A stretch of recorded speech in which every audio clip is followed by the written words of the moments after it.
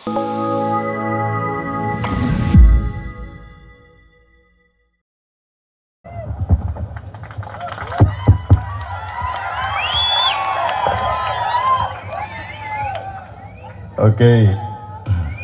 అందరికీ నమస్కారాలు.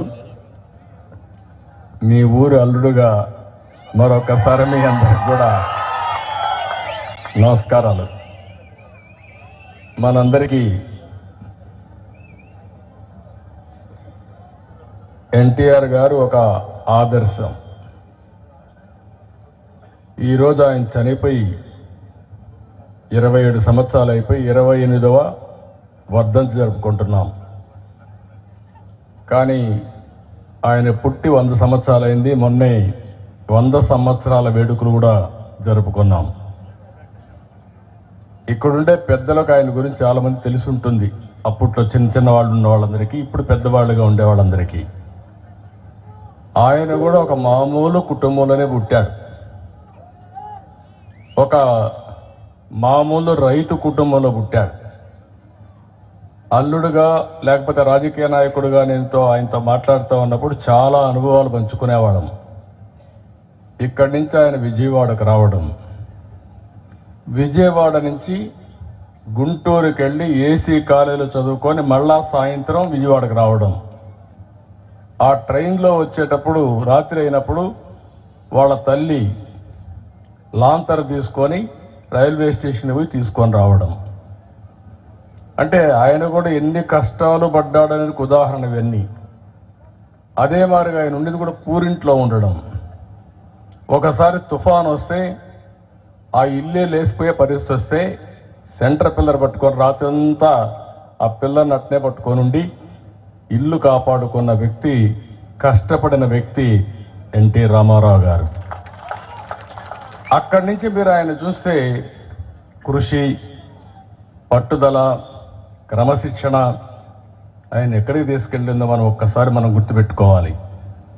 సినిమాలు ఇప్పుడు కాదు, ఇంకా భవిష్యత్తులో కాదు, మళ్ళా ఎన్టీ రామారావు గారే పుడితే తప్ప మళ్ళీ ఆ యొక్క పాత్రలు ఎవడు పోషించలేడు, పోషించబోరు కూడా.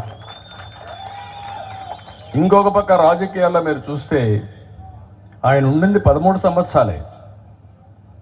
50 ఏళ్ళు లేడు, 60 ఏళ్ళు లేడు.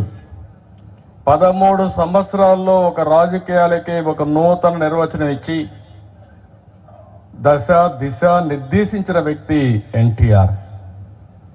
అంత మునుపంతా కూడా రెగ్యులేటరీగా మాట్లాడే వాళ్ళందరూ కూడా ప్రభుత్వం అంటే పెత్తనం చేయడం, అధికారం అంటే ఎంజాయ్ చేయడం, కాలం గడపడం అనే పరిస్థితి నుంచి కాదు, పేదవాడిని ఆదుకునేది రాజకీయం, నిరుపేదకు అండగా ఉండడమే నిజమైన సేవని భావించిన ఏకైక వ్యక్తి, కొత్త నిర్వచనం చెప్పిన వ్యక్తి నందమూరి తారక రామారావు గారు అని చెప్పి నేను మీకు తెలియజేస్తున్నా. ఆయనకి ఎప్పుడూ ఒక కళ ఉండేది, ఆయన ఎప్పుడూ చెప్పేవాడు. ఆయన చెప్పేది కూడా మీరు చూస్తే పేదరికం లేని సమాజం చూడాలని. నేను అందుకే ఈరోజు ఇక్కడి నుంచే దానికి ప్రారంభించాం. ఎన్నో సంవత్సరాలు, స్వాతంత్రం వచ్చి 75 సంవత్సరాలు అయిపోయింది. మన సమాజం 100 సంవత్సరాల నుంచి ఉంది. రేపే రామాలయం 22వ తారీఖున రామాలయం 495 ఏళ్లకు మునుపు కూల్చేస్తే మళ్ళీ ఇప్పుడు రామాలయం కట్టి పునర్నిర్మాణాన్ని ప్రారంభోత్సవం రేపే చేస్తున్నారు. మళ్ళీ ప్రారంభోత్సవం జరుగుతుందంటే 500 సంవత్సరాల మునుపు జరిగిన సంఘటన. అందులో ఎన్టీ రామారావు గారిని చూస్తే రాముడు ఎట్టుంటాడో తెలియదు, కానీ ఎన్టీ రామారావు గారి రూపంలో రాముడిని చూసాం మనందరం. ఇప్పటికి కూడా మీకు రాముడు అంటే గుర్తొచ్చేది ఆయన రూపంలో ఉండే రాముడే. అది ఆయన చేసినటువంటి కృషి, సమాజానికి ఆయన ఇచ్చినటువంటి గిఫ్ట్ కూడా. ఇలాంటి మనం చెప్పుకుంటూ పోతే చాలా సంఘటనలు జరిగాయి. అయితే ఇక్కడ నేను ఇప్పుడు ఈరోజు 28వ వర్ధంతి సందర్భంగా నేను నిమ్మకూరుకు వచ్చి ఒక విధంగా తెలుగుదేశం పార్టీ అధినేత, రెండో విధంగా నాకు కూడా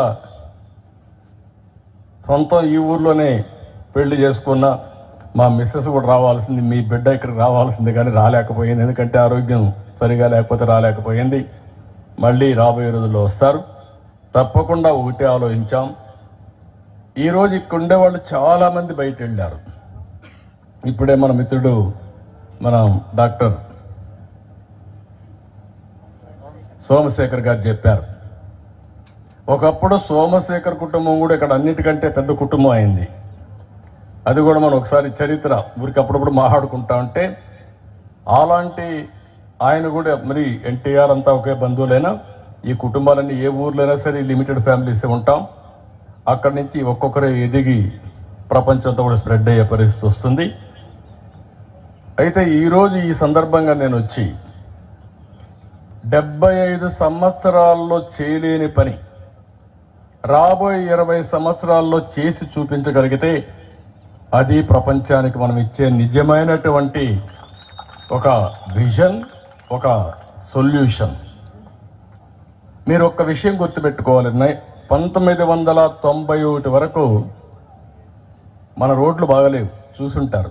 ఎన్టీ రామారావు గారు వచ్చినా ఇంకొకరు వచ్చినా ఆ రోజు మనం అవలంబించిన విధానాల వల్ల సంపద సృష్టించలేకపోయాం.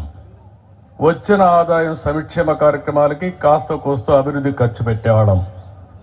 ఫస్ట్ టైం ఇప్పుడే మంత్రులు చెప్పారు, నేను టెక్నికల్ ఓట్స్ పోవడంలా సంస్కరణ ద్వారా రోడ్లు వేసాం, సంస్కరణ ద్వారా కరెంట్ ఉత్పత్తి చేశాం, సంస్కరణ ద్వారా కాలేజీలు పెట్టాం.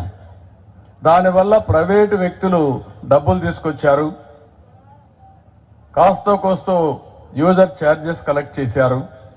బ్రహ్మాండంగా రోడ్లు వచ్చాయి.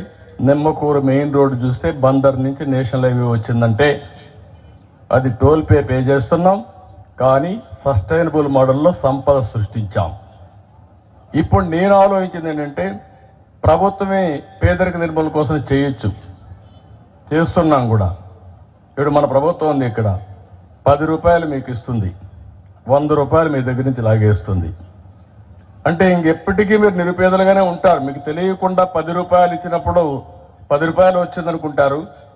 మళ్ళీ కరెంటు ఛార్జీలు, నిత్యావసర వస్తువులు, పన్నులు, లేకపోతే పెట్రోల్ డీజిల్ ఛార్జీలు అన్ని బాధుడు మొత్తం ఇంకొక చేతితో మొత్తం లాగేసే పరిస్థితికి వస్తుంది.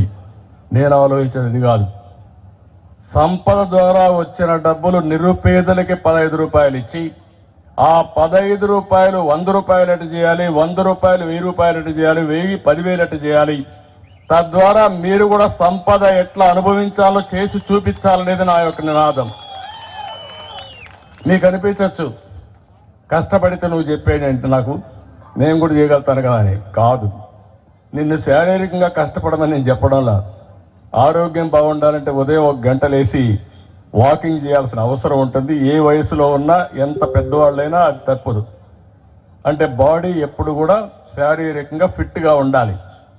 ఇంకొక పక్క ఎవరైతే ఎప్పుడూ పని చేస్తూ ఉంటారో మైండ్తో, మైండ్ అండ్ బాడీ ఫిట్గా ఉంటే మీకు ఏ ఇబ్బందులు ఉండవు, జీవితంలో ఎక్కువ రోజులు బతుకుతారు. ఈ రెండు లేకపోతే ఆలోచనలు వస్తూ ఉంటాయి, అక్కడి నుంచి లేనిపోని సమస్యలు వస్తూ ఉంటాయి. అందుకే ఈ నాలెడ్జ్ ఎకానమీలో, ఆధునీకరణలో ముందుగా ఈ నిమ్మకూరు నుంచే ప్రారంభించి ప్రపంచంతో ఈ నిమ్మకూరును అనుసంధానం చేసి ఈ ఊరిలో ఉండే పిల్లలు ప్రపంచం అంతా పనిచేసి డబ్బులు సంపాదించేదానికి శ్రీకారం చుడతామని చెప్పి నేను మీ అందరికీ తెలియజేస్తున్నా. ఆ కార్యక్రమానికి ఈరోజు నాంది పలికాం.